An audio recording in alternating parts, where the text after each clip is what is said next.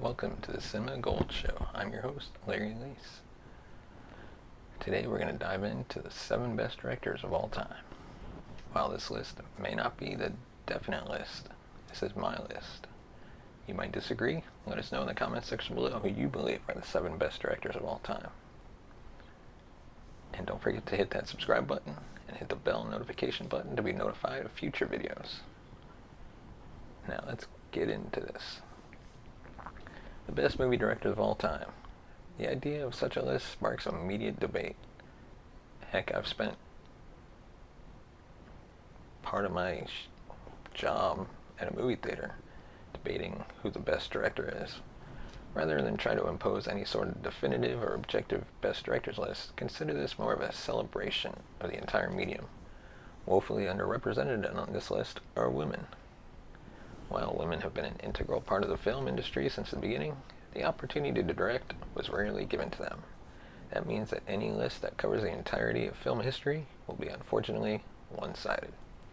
Thankfully, women have been making great strides in reversing this over the years, and we've seen some truly masterful and inspiring work from the best female directors working today. We look forward to adjusting this list to include those filmmakers in the years to come. So let's get on to it. At number 7, Bong Joon-ho. Before his landmark smash Parasite, Bong Joon-ho had been churning out minor masterpieces for years. Whether it's his haunting Memories of Murder, his exceptional monster movie The Host, or his English language breakout Snowpiercer, this is a filmmaker to watch. Then came his history-making and Oscar-winning parable about inequality, Parasite. Now more than just a foreign filmmaker wowing the art house crowd, Bong Joon-ho solidified his place among the greats. Number 6, Kathryn Bigelow.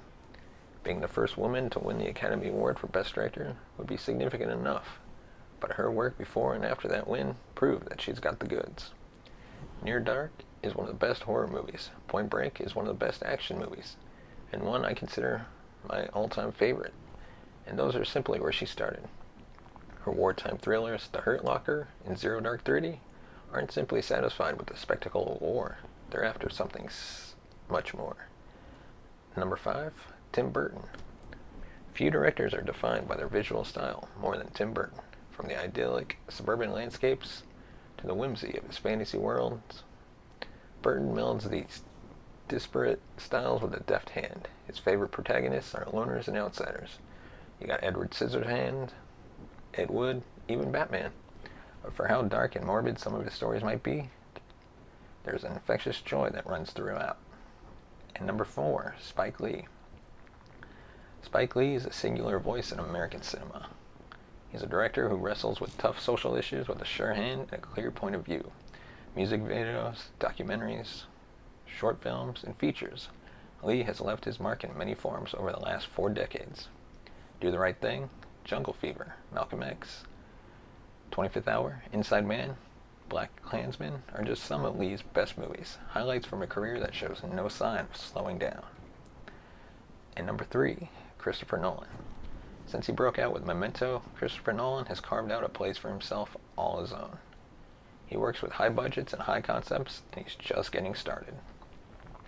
Nolan's directing style combines strong visuals in the shot list with highly sophisticated themes, like his use of circles as motifs. He's also very transparent in his quotes and interviews about his process. For many reasons, Nolan has already established himself as one of the best directors, and chances are good that his status will remain intact. Number 2 is David Fincher. A defining characteristic of David Fincher's directing style is his attention to detail. Everything we see on screen is calculated, as is camera movement and editing. He specializes in crime thrillers like Seven and Zodiac, with an occasional detour into straightforward dramas, like The Curious Case of Benjamin Button or The Social Network. If the subject matter isn't your thing, what's truly inspiring to watch Fincher's work is to know that he has complete control of his medium. Like a master conductor leading a 100-piece orchestra through a pitch-perfect symphony, David Fincher crafts cinematic gold. And number 1, best director of all time, which many will hate me for, but please be nice in the comment section, is Quentin Tarantino. One of the criteria for this list was cultural impact, and Quentin Tarantino has been something like an atomic bomb in pulp culture. As Hollywood's biggest fanboy, he has made a career out of putting that cinephilia right back onto the screen. When an artist puts this amount of personal joy into their work, it can be nothing short of infectious.